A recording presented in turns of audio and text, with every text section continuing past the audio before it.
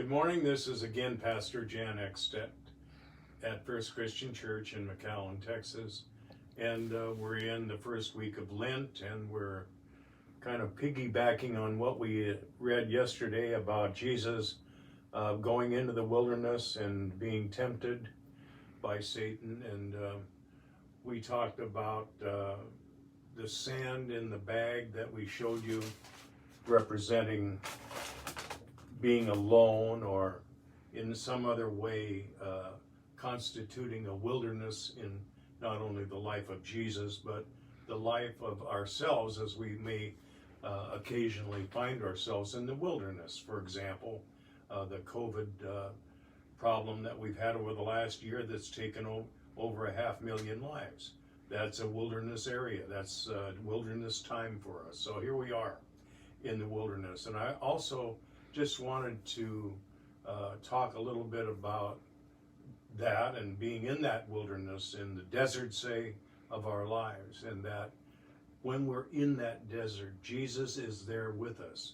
As I said yesterday, we walk through those times, but we don't walk alone because Jesus is with us. God is with us. God will never leave us, nor will he ever forsake us. And that brings me back to a time several years ago when I was in France. My father had been in World War II as a soldier, and I thought it was important for me to go back and retrace some of his steps. And so what I did was I went to Normandy, the beaches at Normandy, Omaha Beach, Utah Beach, where so many American soldiers sacrificed their lives for our freedom, so that they sacrifice themselves in their wilderness in order that we could be free and continue to live in liberty. And what I did when I was there was I brought back some sand from the beaches from Omaha Beach. And this is the actual sand that I brought back from Normandy. And this was taken up off of Omaha Beach, representing the sacrifice of so many people that gave their lives on behalf of ourselves, that to maintain our freedom. Those people found themselves in the wilderness. Thousands of them died, and that blood soaked into the sands of Omaha Beach and Utah Beach and other places there, representing their sacrifice. But of course that brings us back to the sacrifice that Jesus made on the cross.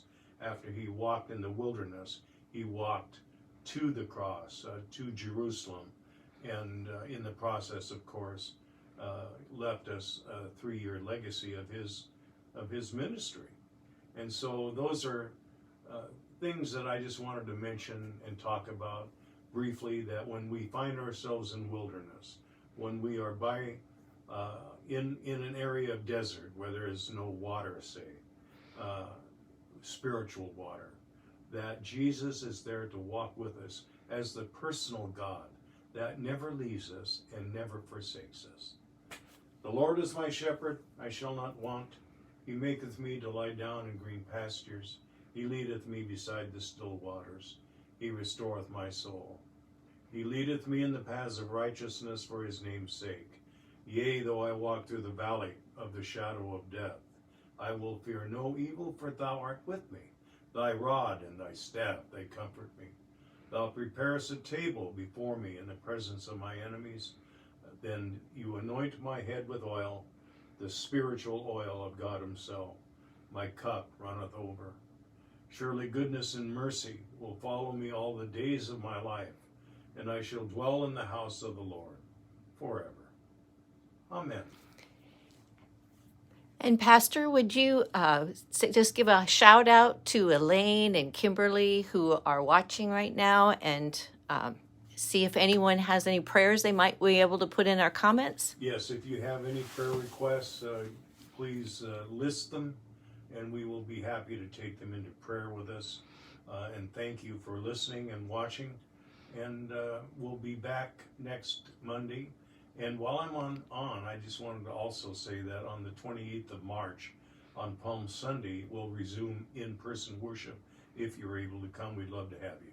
Thank you, and God bless you.